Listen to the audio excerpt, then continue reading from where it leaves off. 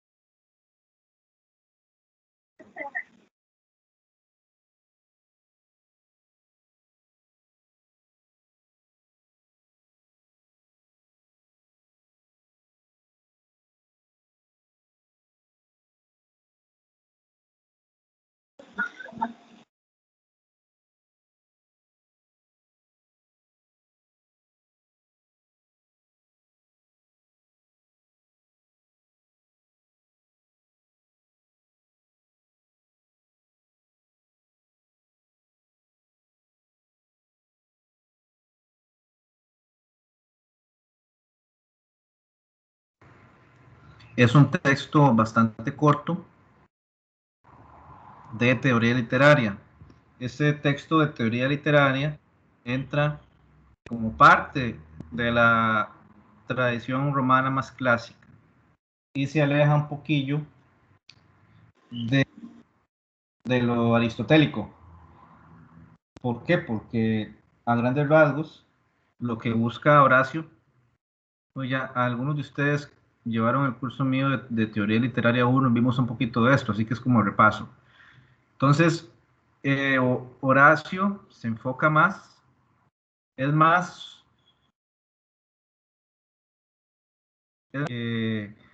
aficionado a una literatura basada más en el tema del trabajo, en el tema del intelecto, en el tema de la precisión, y va ligado a la moral. A diferencia de los griegos, que son un poco más libres, son un poco más, más como les dijera, más del factor de la inspiración, de ese factor misterioso que reviste la creación literaria. Horacio es más aterrizado, digamos. Quinto Horacio Flaco es uno de los poetas líricos satíricos en lengua latina, nació en Venosa, Basilicata, el 8 de diciembre del año 65 a.C. y murió en Roma el 27 de noviembre del año 8 a.C. Sátiras, ¿qué son las sátiras? Son composiciones poéticas que tienen que ver con el origen de la humanidad y en un tono cómico. Odas son composiciones de carácter poético, tono elevado, cantado. Y podos son de origen griego, destinada al insulto, al improperio. Horacio trabajó a nivel poético esas tres tendencias. Y además, su arte poética, que es una serie de reglas sobre el quehacer literario, sobre cómo escribir literatura, cómo escribir lírica principalmente.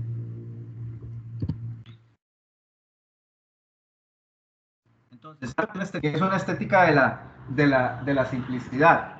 Él habla de, a ver, en lo simple está lo bello, en lo sencillo está lo bello.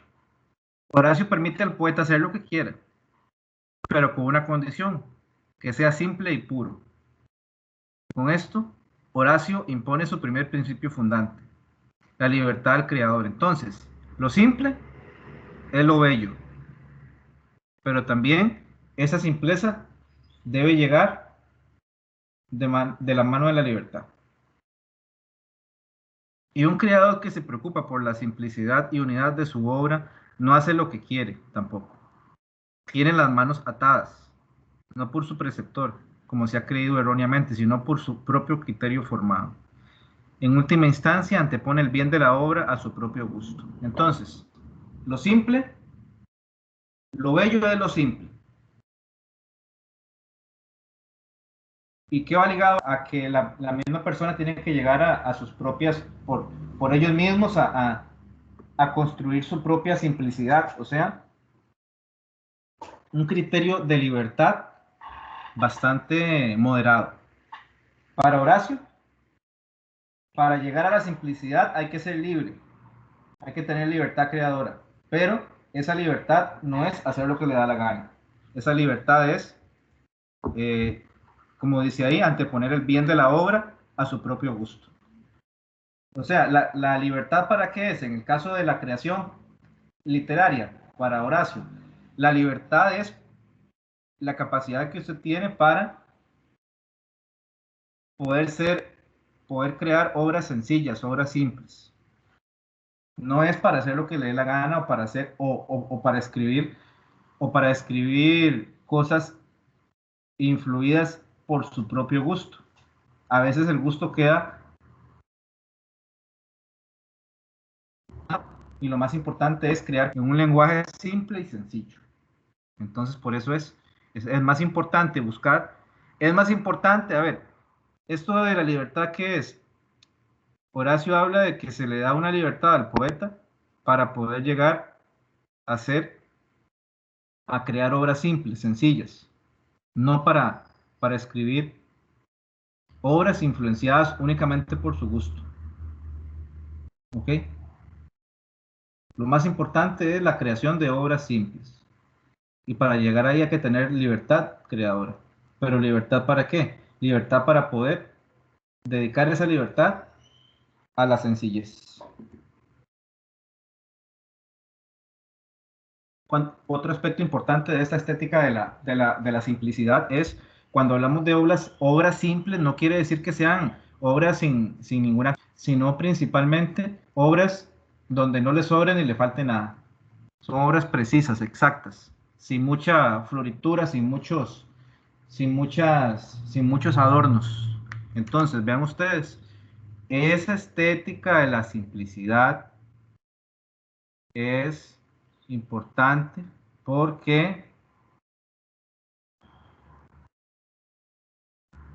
porque implica, no es fácil, cautivar ser artístico buscando lo sencillo, no es fácil. Entonces, para Horacio implica un trabajo, es importante. Entonces, lo simple no quiere decir que sea algo que no tenga valor estético. Más bien, lograr conmover al lector, lograr cautivar al lector con lo simple o con lo sencillo, con pocas palabras, es una tarea difícil. Esperen un momento.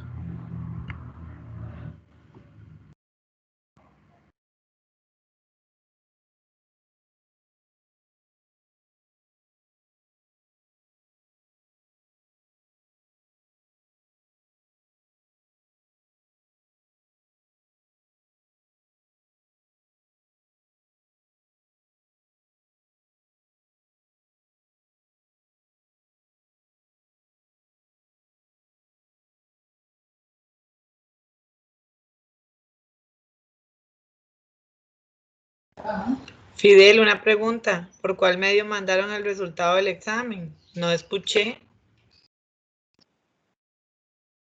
Está en Teams, en el chat de Teams. Ah, bueno, gracias, profe.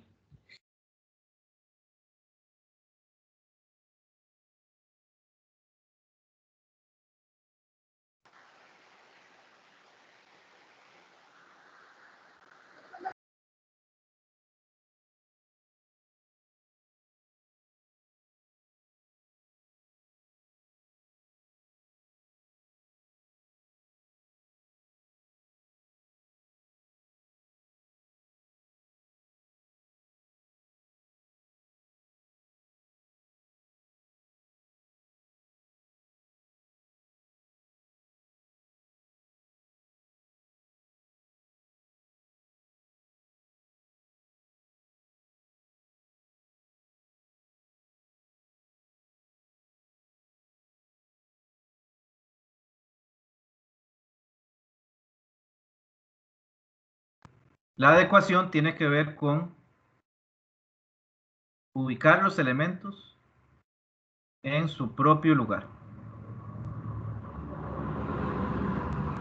¿Qué dice Horacio? Principio de adecuación. Una cosa bella puede fracasar si se encuentra en el lugar inapropiado. Es uno de los postulados centrales de la estética clásica. ¿Qué decía el arte poética en este caso? En cuanto a, bueno, la tragedia es para asuntos serios. La sátira o la comedia para asuntos, como dice la palabra, cómicos. Entonces no podemos mezclar. Hay que adecuar los tipos de teatro de acuerdo con esos momentos. Para la tragedia es el género teatral para lo serio. La comedia es el género teatral para la risa. Puede ser algo muy elemental, muy fácil, pero es parte de ese principio de adecuación. ¿Ok? Vuelvo y repito, principio de adecuación. Ubicar los elementos estéticos de una obra en el lugar y en el tiempo apropiado. Dice ahí, una cosa bella puede fracasar si se encuentra en el lugar inapropiado. Entonces, hay que tomar en cuenta las palabras que vamos a elegir para transmitir el sentimiento de amor. Otras palabras diferentes para transmitir el sentimiento de dolor, tristeza. Si utilizamos palabras amorosas para describir la tristeza, ahí no es adecuado. Lo adecuado es un vocabulario, una forma de escribir de acuerdo con lo que se quiere transmitir. Eso es lo adecuado, el principio de adecuación. Y de ahí que Horacio hable de que su inspiración es Minerva. ¿Por qué? Porque es una poesía de la inteligencia. Para lograr la adecuación, para lograr la simplicidad, hay que basarse en la inteligencia, en un buen juicio. El poeta trabaja con su cabeza, con el intelecto. ¿Ok? Otro gran aspecto fundamental que les decía ahora de la poética horaciana tiene que ver con el trabajo del intelecto, de la mente, de la razón principalmente. A diferencia de los griegos o de la poesía al modo platónico, donde el poeta era por un espíritu, por la musa, se arrebataba, no era él, y eso era lo que permitía la creación poética. Horacio dice otra cosa, Horacio se enfoca principalmente en el intelecto, por eso es que invoca a Minerva, ¿ok? Porque Minerva es la diosa de la sabiduría, de la inteligencia, ¿ok? Es una, son ideas sobre el arte más razonables, digamos, más de la razón. La prohibición de la sangre, esto es muy importante, ¿por qué? Horacio habla de que no se debe mostrar todo en el escenario, en el caso del teatro. Él habla de que las escenas sanguinarias de muerte no son escenas para mostrarse ahí. Hay que esconder eso. Eso no hay que darlo a conocer. ¿Ok? ¿Recuerdan ¿cómo se llama? En Agamenón, parte de lo que decía Esquilo en esa obra, el momento cumbre, ¿cuál era? Cuando matan a Agamenón. Y eso ocurre en el escenario, justamente se ve que lo matan en el baño. Y esa escena es la principal. ¿Qué diría Horacio de eso? No, eso no hay que hacerlo. Hay que ser más recatado. Hay que ser más cuidadoso con lo que se muestra en la obra literaria. ¿Ok? Por eso hablaba de la sensatez.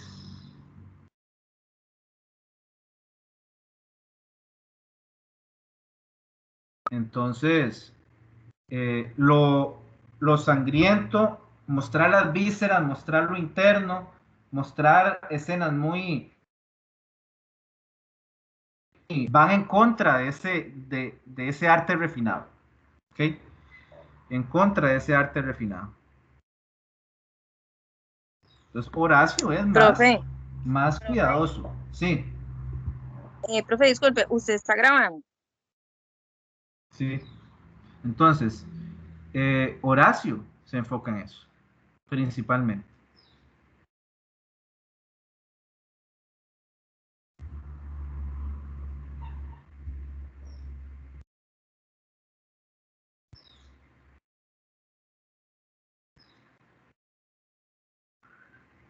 Vamos a ir, es lo que decíamos ahora, todo se repite bastante, todo se vuelve al mismo punto. Talento o inteligencia, es lo que decíamos ahora. Horacio se decanta más por el trabajo con el intelecto. Él no descarta el talento a la hora de crear las cualidades, los dones, los dotes, pero para él eso tiene que estar en función de algo. Usted puede tener talento para cualquier cosa, pero si no trabaja, si no tiene inteligencia para moldear ese talento, no va para ninguna parte. Eso es lo que dice Horacio principalmente en su poética. ¿Ok? Se tiene, vuelvo y repito, para Horacio, el talento es importante en la creación, pero eso debe ir complementado con la inteligencia. Ese talento se tiene que redirigir, se tiene que encauzar, se tiene que darle una guía. ¿Y esa guía cuál es para Horacio? La simplicidad, el orden de los elementos, no mostrarlo todo, la adecuación, ¿ok? La inteligencia, el talento están al servicio de eso. No es simplemente, vuelvo y repito, no es simplemente dejarse arrebatar por la musa o por el únicamente lo que vale es el talento, no, sino el talento debe estar guiado y al servicio de la inteligencia.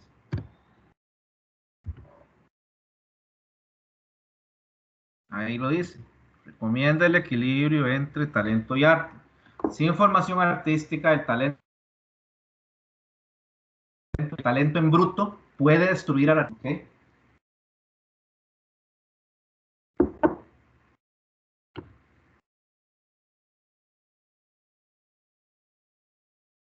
Tú no, dirán, tú no dirás ni harás nada contrario a los designios de Minerva. Tienes ese buen juicio, esa inteligencia. O sea, a veces el talento, las cualidades innatas, puede llevarnos para, según Horacio, a desviar el camino, un camino de excesos tal vez en cuanto a la creación, en cuanto a cosas innecesarias. No, Horacio vuelve y repite, tiene que poner ese talento junto con la inteligencia, si no, no le sirve para nada el talento. Como si padeciera mala sarna o una grave ictericia o el trastorno de una secta y la rabia del lunático. Así temen tocar al poeta loco los hombres con criterio y lo rehuyen. Eso es lo que hablábamos ahora. Cuando habla Horacio del poeta loco, quiere decir el poeta que nada más se deja guiar por los arrebatos, por la musa, por los sentimientos. Entonces, Horacio, ¿qué aconseja? Si usted quiere crear, aléjese de ese tipo de ese tipo de poesía o de ese tipo de poeta.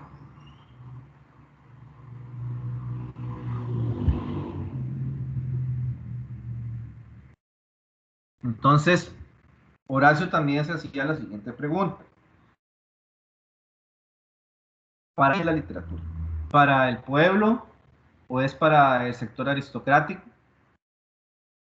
Entonces, Horacio decía que la alta literatura, lo más clásico, se debe estar en función de la aristocracia, de los sectores más pudientes. Entonces, lo, lo popular, lo popular es para los sectores más con menos recursos.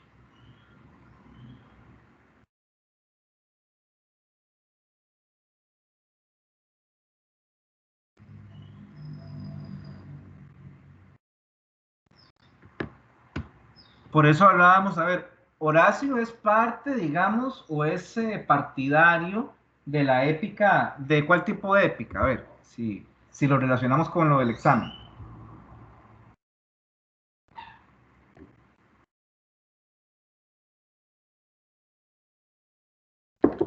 Profe, no le comprendí bien la pregunta. Horacio, ¿de cuál tipo de épica puede ser partidario? ¿Cuál tipo de épica él apoyaría? Horacio, entre las épicas que vimos con la pregunta del examen.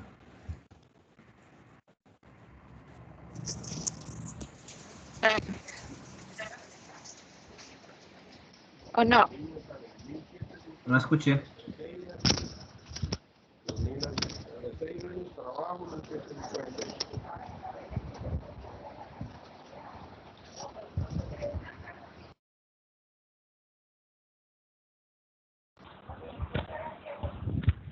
La primitiva, profesor.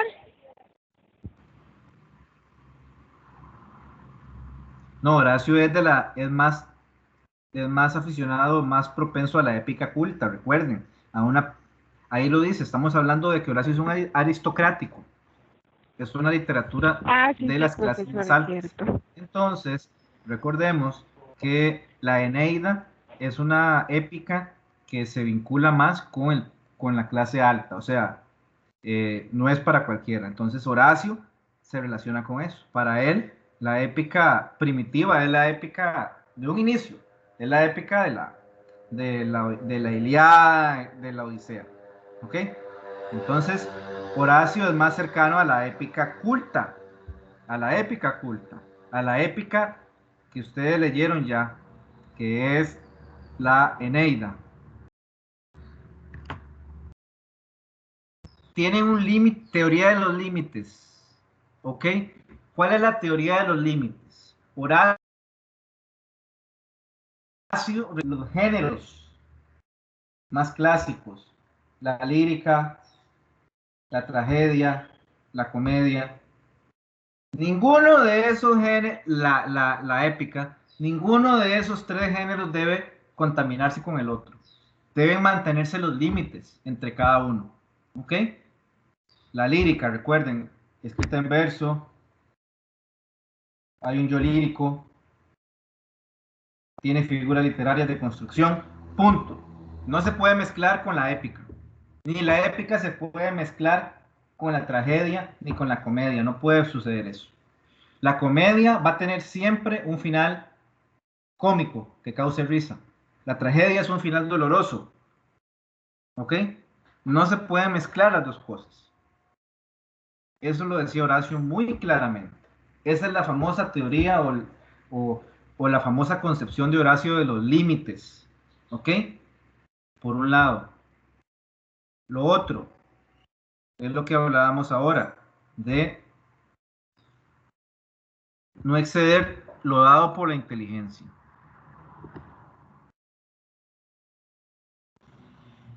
Entonces, por un lado, la teoría de los límites fue lo que expliqué ahorita.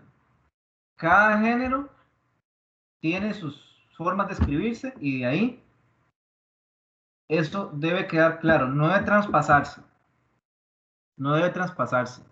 Por eso ahí dice, Horacio rechaza rechaza la novedad. Debe estar la creación literaria sometida a cada una de las leyes de la lírica, de la poesía, de la lírica, de la épica o del drama, ¿ok? O del drama. No debe traspasar eso.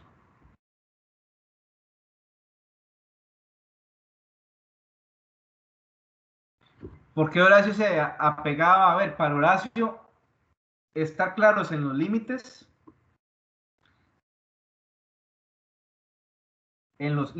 cada uno de los géneros implica pues un trabajo constante de repetición, un trabajo constante de escritura, y eso es lo que va a llevar a la perfección de las obras. El hecho de que se respeten los límites, el hecho de que se respete siempre cómo escribir una lírica, cómo escribir una tragedia, cómo escribir una comedia, cómo escribir una épica, el hecho de que cada poeta o que cada escritor respete esas tres formas de escribir es lo que va a llevar a obras de calidad, ¿ok?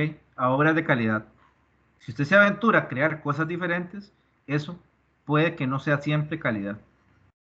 Entonces, para Horacio, la calidad viene de la mano de apegarse a los tipos de lírica que ya está, apegarse al tipo de épica que ya está, apegarse al tipo de tragedia que ya está, ¿ok? Eso es la teoría de los límites. Entonces, ¿cómo se mide la calidad de una obra? Dice ahí, de acuerdo a la perspectiva con la cual la persona lo evalúe. Yo no voy a ver una obra de la misma manera como la puede ver Dunia, como la puede ver Fidel. Entonces, la calidad es algo bastante subjetivo también. Ut pictura poesis. La poesía como la pintura. Podemos ver un cuadro, cada quien lo puede interpretar de diferentes maneras. ¿Ok?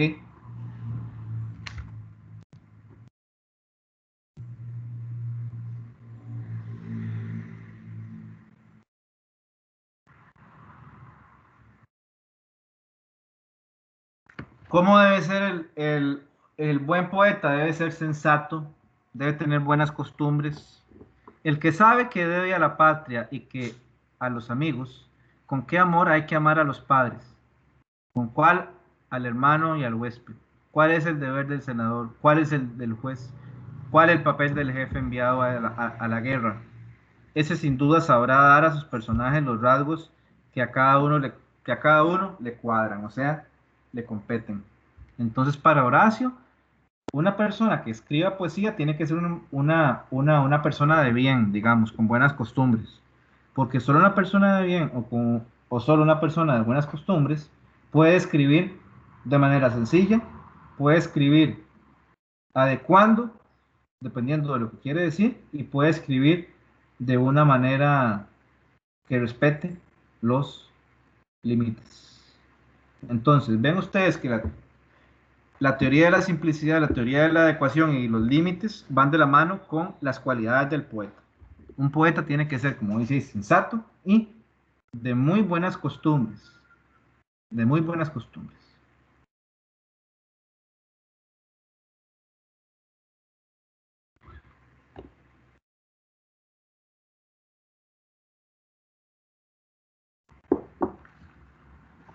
¿Algún comentario?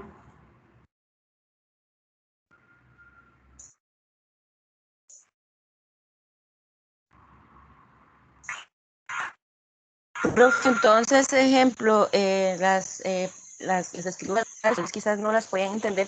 Eso es lo que me estoy imaginando, o estoy errada en mi apreciación.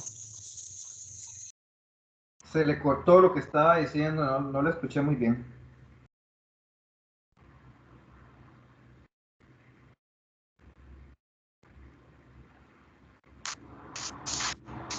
Ok, por ejemplo, entonces lo que entonces ahí escribía, la gente no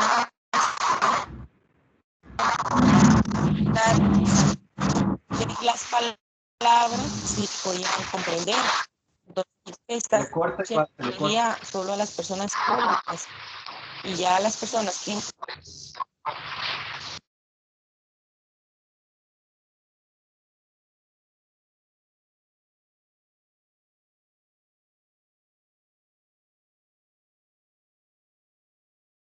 Se le cortó, no le entendí nada.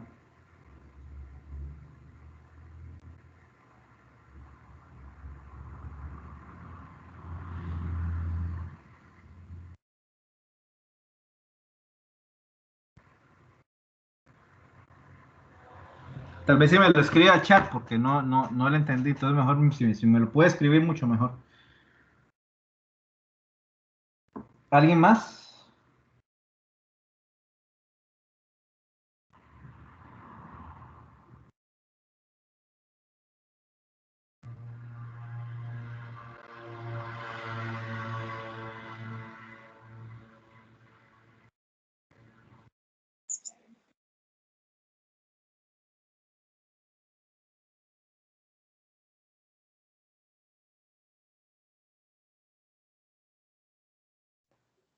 Hola, ¿Sí?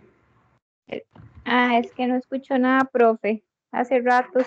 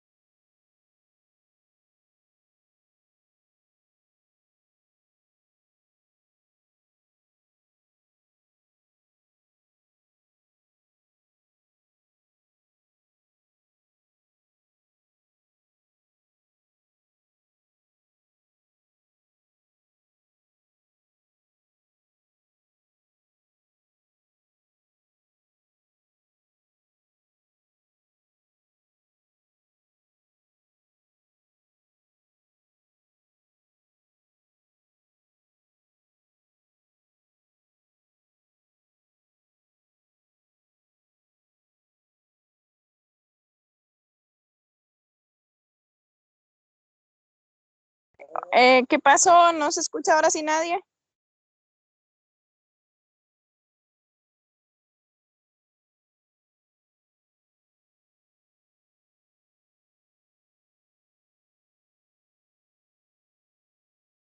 ¿Me oyen, me escuchan, me sienten? Sí, Carla, pero al profesor se le fue el audio. Esperemos a ver, tal vez está haciendo algo. Vean, Ok, gracias.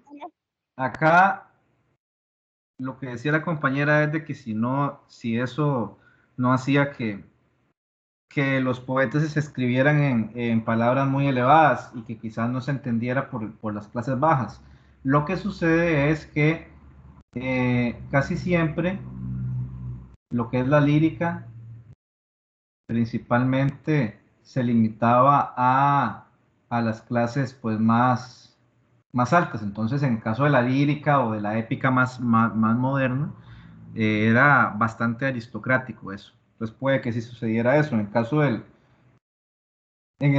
del teatro, a ver, hay que, hay que entender una cosa. El teatro, más que ser leído, la función del teatro o de las obras dramáticas o de las obras teatrales, la función es verlo en un escenario. O sea, hay textos, por supuesto, está el guión, está una obra dramática escrita, pero lo más importante es su dramatización. Entonces, para los romanos en esa época, pues todos disfrutaban de eso, todos podían ver, pero a la hora de la lectura, etcétera, era pues más fácil para los aristócratas poder entender que para la clase más baja, ¿verdad? La lectura.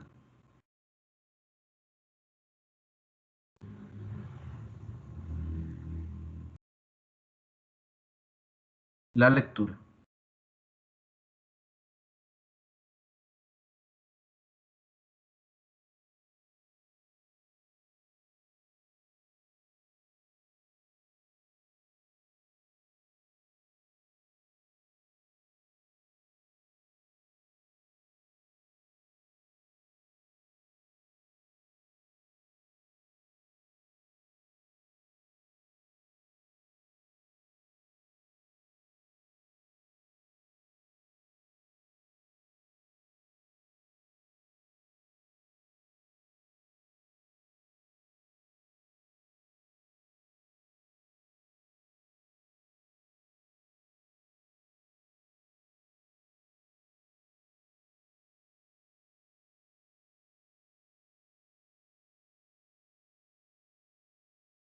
Ok, entonces, ahora sí.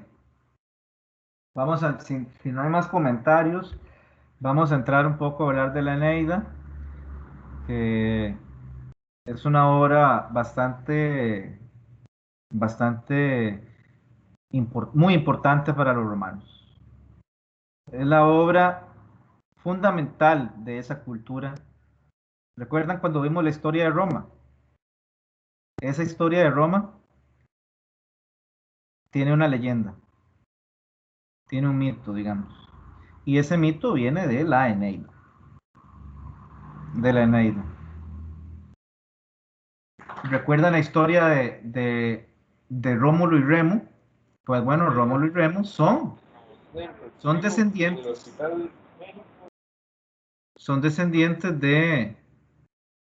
de Eneas. Bastante tiempo después, o sea, ellos son mucho más jóvenes que Eneas, por supuesto, son como 300 años, o sea, ellos vivieron, digamos, bastante tiempo después al tiempo de Eneas, Entonces, pero hay una línea de continuidad. Entonces, la Eneida es una leyenda de cómo surgió el pueblo romano, el imperio romano. Y pretende, en cierta forma, darle una justificación a, a lo que fue después ese imperio romano. Por ejemplo,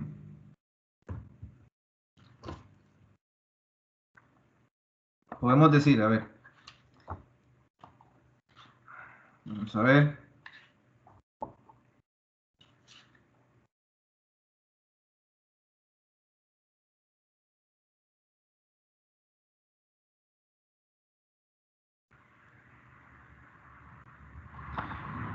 Desde el primer, a ver, desde la primera frase, eso es una síntesis muy interesante de esa obra. Dice, voy a buscar la edición que tienen, que yo les di a ustedes, que yo tengo otra. Esa edición, yo me leí las dos. Esa edición que tienen ustedes, creo que es mejor que la otra que yo tengo, en el sentido de que es un poco más explicativo, así que mucho mejor. Voy a buscarla para leer ese inicio.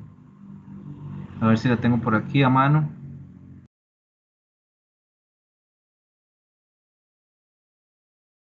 Si no, la voy a leer de mi texto.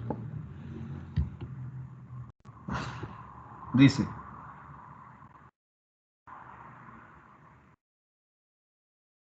armas canto y al héroe, que de Troya prófugo por el lado vino a Italia, en las lavinas costas el primero. Al que en tierras y mar se vio batido de adversos dioses, por la cruda hazaña de Juno rencorosa. Al que en guerra hasta fundar ciudad padeció tanto, y hasta entregar el lacio a sus penantes. Al que fue estirpe del solar latino, del albano senado y base firme de las murallas de la excelsa Roma. Esos 2, 4, 6, 8, 10, 11 versos de entrada nos introduce, casi que engloba toda la obra. ¿Por qué? Porque habla ahí,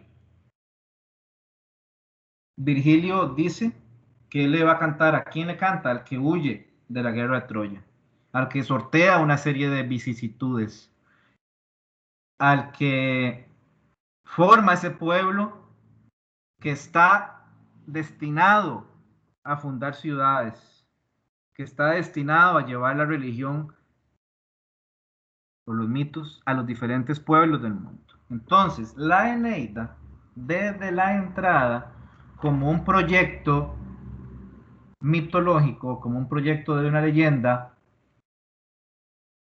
le da a los romanos una, una especie de justificación para lo que llegaron a hacer. Ese afán conquistador, ese afán de expansión del Imperio Romano, de dominio, de conquista, ya desde la Eneida está proyectado. ¿Ok? Ya desde la Eneida está proyectado.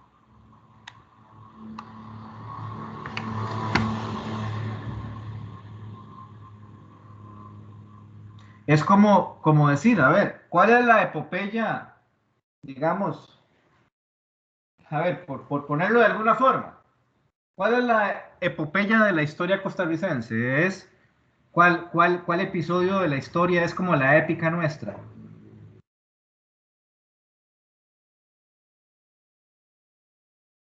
A ver si alguien tiene una idea de eso.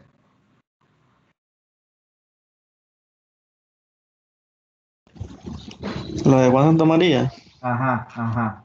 Podemos decir que nuestro héroe nacional, digamos, es Juan Santamaría porque echa a los filibusteros y da la batalla y quema el mesón, etc. Entonces, parte de la esencia del costarricense es la, digamos, en teoría, podría ser defender esa soberanía nacional y luchar contra cualquier tipo de filibusterismo, que eso se ve desde épocas antiguas. En el caso de los romanos, se puede ver similar con la Eneida. La Eneida da la historia de fundación de Roma y no solo la fundación de la ciudad como tal, no solo de la geografía de Roma, sino también del carácter de los romanos. Errantes, persistentes, conquistadores, todo eso. Entonces, por eso es interesante. Vamos a ir ahora con un poquito de contexto. Tengo algunas presentaciones. Vamos a ver, el autor fue muy importante. ¿Me avisan si se ve la presentación? Sí, sí se ve, profe. Okay, Sí, señor, se ve.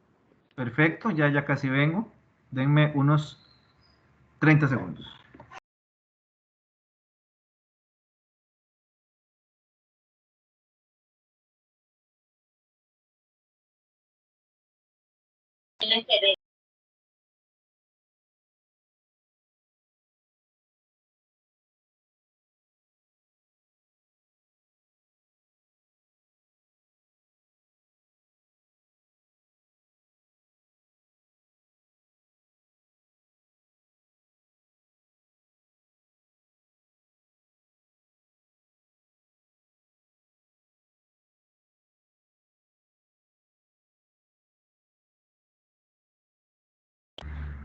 Virgilio Publio Marón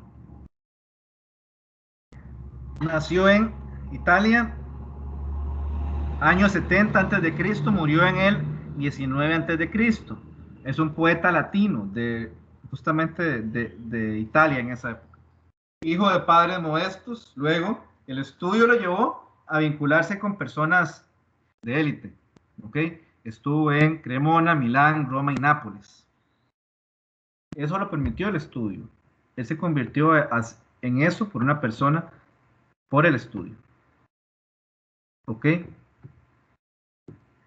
Vamos a ver, no era un político como tal, pero sí estaba cercano a las personas políticas, a los cónsules, a los senadores. Entonces, como tal, Virgilio no era un político, pero sí estaba rodeado de gente del poder. Él tenía un pensamiento importante filosófico y poético. Él era más de la escuela de los neotéricos, como Catulo. ¿Qué sean los neotéricos? Hay que buscar en la poesía un refinamiento, palabras refinadas, delicadas, una técnica narrativa pues bien pulida, un trabajo de quitar, de corregir, de añadir cuando haya que añadir. Esa escuela neotérica es muy similar a la poética de Horacio, por eso son un poco contemporáneos, pudieron compartir tiempo también. Entonces, a nivel de pensamiento poético, Virgilio está influenciado por los neotéricos. ¿Ok? Epicureísmo es esa filosofía de Epicuro. ¿Alguien ha leído algo de él? ¿Conocen? ¿Ha escuchado de Epicuro? Habla sobre tener una vida equilibrada. ¿Ok? En la vida nos va a tocar disfrute, placer, pero también sufrimiento. Entonces hay que ser equilibrados cuando lleguen esos momentos, ni irse a ningún extremo, en este caso, libertad de la voluntad. ¿Ok? Luego también tienen contacto con diferentes doctrinas, como la estoica, que es resistir el dolor, tema de los neopitagóricos y los platónicos, que son más idealistas en su manera de ver el mundo. ¿Ok? Entonces, cuando él se convierte tan importante, Virgilio, cuando se dedica a escribir la Eneida, que duró 12 años. Vean ustedes que el proyecto de la Eneida es similar al de Homero. escribir la gran épica, la gran epopeya de un pueblo. Homero la hizo de los griegos, Virgilio la hizo de los romanos. Y ojo, acá no hay cuestión virgiliana, no hay cuestión de nada. Aquí se sabe directamente que Virgilio fue el escritor de la Eneida. ¿Ok? Ahí es algo súper claro. Entonces, Virgilio, ¿quién toma? Claro, Virgilio toma. Entonces, por supuesto, las referencias a la Ilíada son constantes. No se puede entender la Eneida sin haber leído o sin haber tenido algún conocimiento de la Ilíada. ¿Por qué? Porque la Ilíada o lo que sucede en la Ilíada es el punto de partida para el viaje de Eneas en la Eneida. ¿Ok? Si no fuera por la destrucción de Troya, no existiría la Eneida. ¿Ok? No solo Augusto, sino toda la ciudad aguardaba con impaciencia la obra. Virgilio la presentó o le presentó a Augusto la obra. Ven ustedes lo que yo les decía, Dunia, de la lectura a las clases altas. Virgilio le presentó a Augusto, que era de la clase alta, la lectura de los libros. No fue a cualquier persona, ¿verdad? Se cuenta que Octavia, al escuchar el pasaje del panegírico de su hijo Marcelo en el libro sexto, perdió el conocimiento. Marcelo era el heredero que acababa de fallecer. Hay una relación entre esa época mitológica o esa época antigua de las acciones de la Eneida con la actualidad de Roma también. ¿Por qué? ¿Recuerdan alguien recuerda el pasaje del escudo de las 7 placas?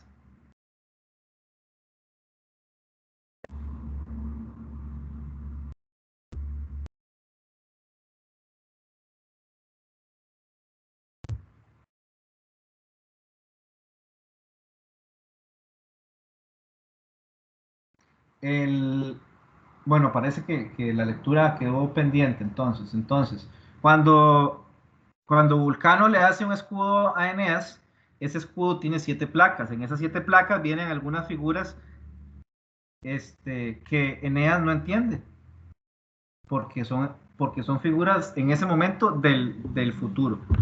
Ahí vienen figuras de Augusto, de Catilina, que, que luego van a darse en el futuro. O sea, aquí más bien en el tiempo donde escribe Virgilio. ¿Ok? Entonces, ese escudo con el cual lucharon los troyanos contra quiénes, ¿recuerdan? ¿Contra quiénes lucharon los troyanos liderados por Eneas en la segunda parte del libro?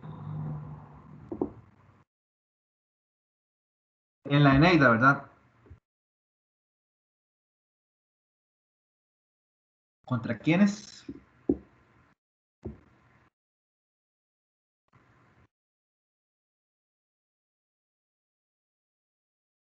Los troyanos y los latinos. Ajá. Entonces, Eneas utilizó un escudo de 7 placas para luchar contra los latinos. Obras, las bucólicas, geórgicas, perdón, y la Eneida. Las primeras son de poesía y la Eneida es una obra más característica de la épica. El amor conquista todas las cosas. Démosle paso al amor. Es una frase de Virgilio.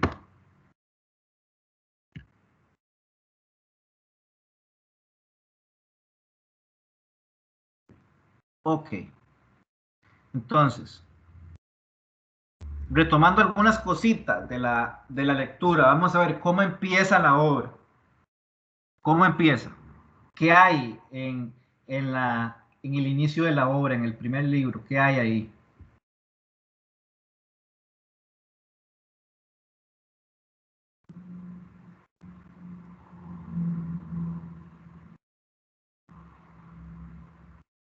¿Todo va tranquilo, no pasa nada? ¿O qué hay?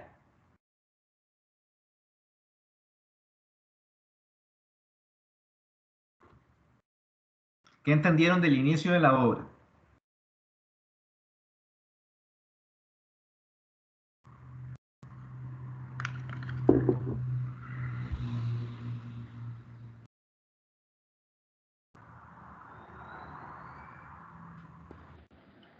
¿Qué dice Albán?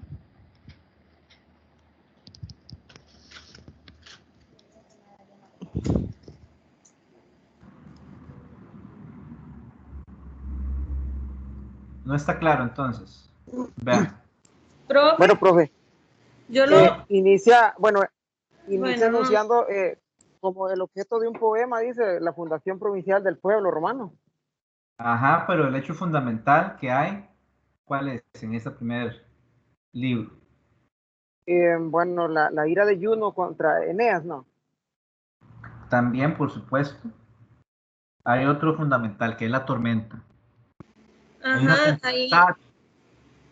ahí es donde Eneas se va a naufragar por Cartago. Ah, exactamente. Ajá. Entonces Eneas llega a Cartago.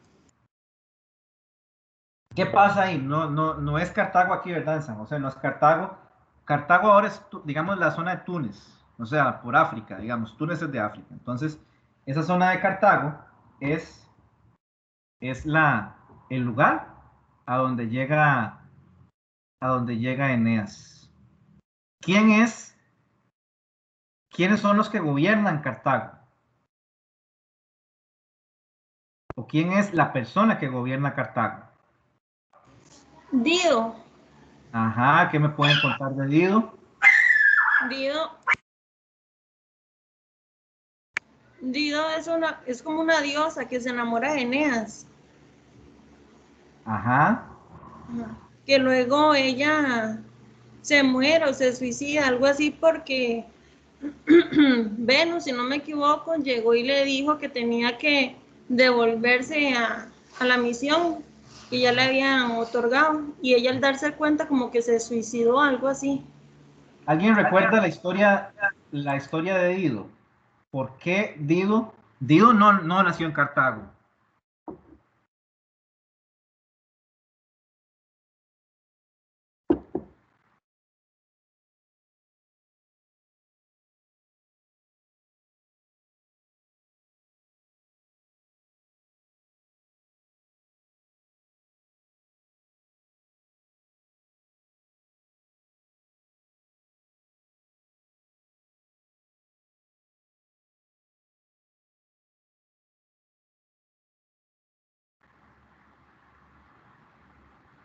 Profe, lo que no me quedó muy claro, Claro.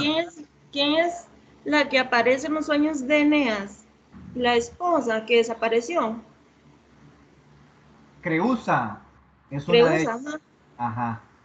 Ajá, esa fue la que le dijo en un sueño que él tenía que crear, sí, que crear, fundar Roma. Ajá. Entonces, eso es muy importante. Eso es muy importante. Pero antes, lo que les decía, Dido era originaria del reino de Tiro. El reino de Tiro tenía a el rey Tiro Matán.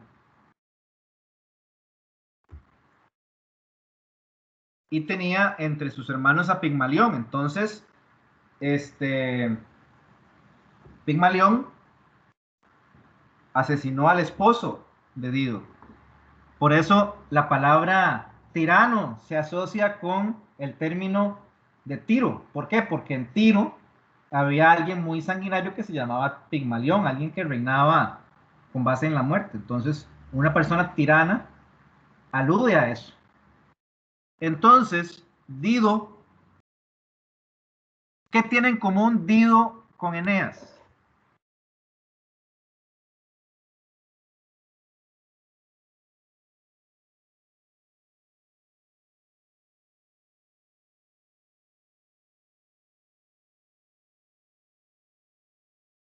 Los dos prácticamente son personajes errantes.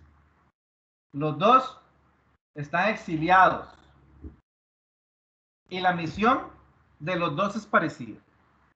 Tanto Dido como Eneas llegan a fundar una ciudad. Ya Dido en la acción de la Eneida ya es la reina de Cartago. Pero Eneas la misión de Eneas se da después, mucho después, y es lo que leemos en la Eneida. Pero eso comparten ellos. Los dos son errantes. ¿Ok?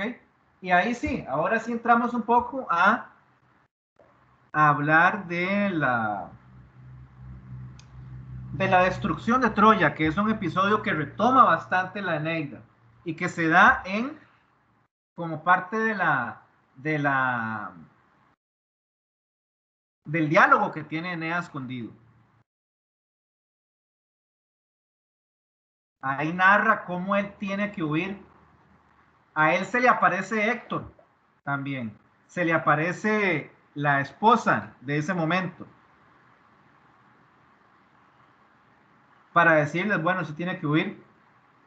¿Por qué? Porque Eneas tenía una idea, muchachos, tenía la idea para él, y como sucedió con muchos de los héroes troyanos, era más lo honorable.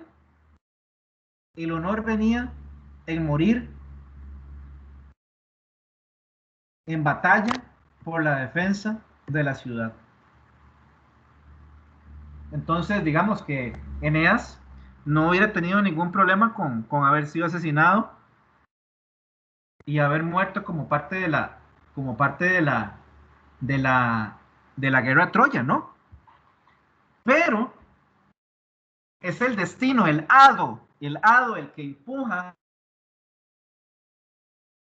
empuja a Eneas hacia otro propósito. ¿Y cuál es ese otro propósito? Fundar la ciudad de los latinos o del Latio. ¿Ok? Fundar una ciudad donde reinarán los romanos después. Entonces, eso es lo que le cuenta Eneas a Dido cuando están ahí reunidos. Y la aparición de la esposa es algo curioso. ¿Por qué? Porque incluso la esposa ya muerta le da ese consejo, que más bien enfóquese en su destino, en su hado, en lo que tiene trazado usted para su vida, que es fundar esa gran ciudad. Él se lleva al padre también, recordemos eso, y a Ascanio, que es el hijo, el que llegaría a reinar por 30 años. Entonces, Eneas le cuenta a Dido todo lo que tuvo que pasar para poder llegar hasta donde llegó. Y además, esta etapa sirve para que nosotros nos demos una primera pincelada del papel de los dioses. Eso es muy similar a lo que sucede en la Ilíada y en la Odisea. Desde esa primera parte, o sea, la primera parte de los libros donde habla de la llegada a Cartago, de todo lo que él narra de la caída de Troya, de lo que tiene que pasar, o sea, de lo que el trayecto desde que salió de Troya hasta que llegó a Cartago. Eso también sirve de paso para ir haciendo comentarios sobre la intervención divina. ¿Cuáles dioses están en contra de Eneas? ¿Cuál es la principal que está en contra de Eneas?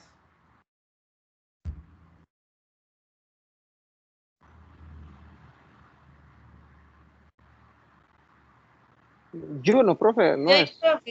Juno es la que está en contra de Eneas. ¿Por qué? A ver.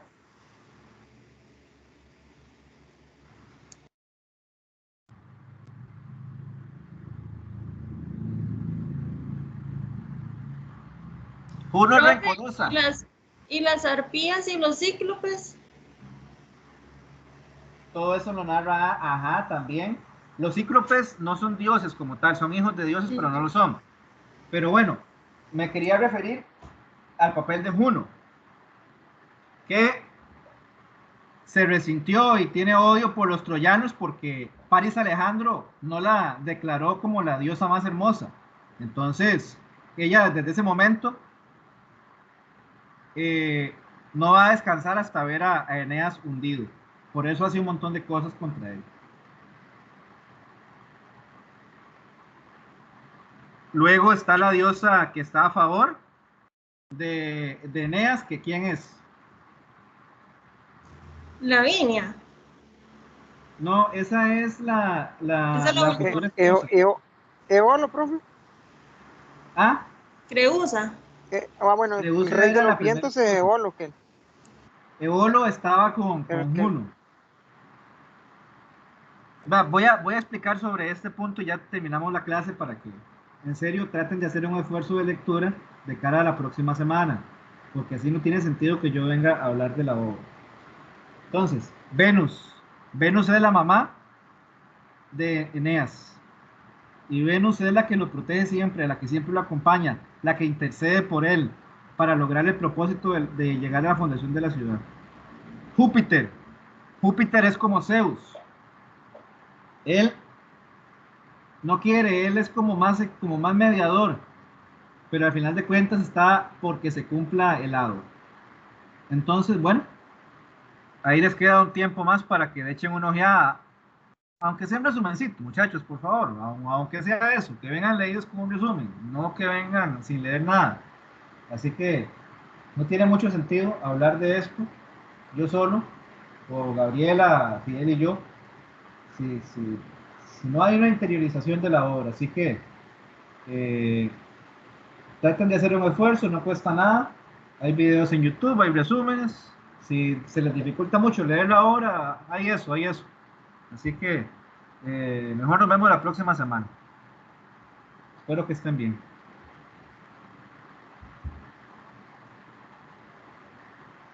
listo, gracias, profe. Gracias, hasta luego.